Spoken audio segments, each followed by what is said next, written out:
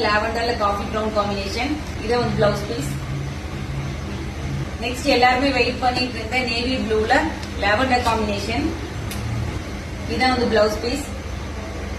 இது வந்து நிறைய பேரோட ஃபேவரட் சாண்டல்ல வந்து பிங்க் கலர் காம்பினேஷன். இதுவும் நிறைய பேர் வந்து ஸ்டாக் கேட்டிருந்தீங்க.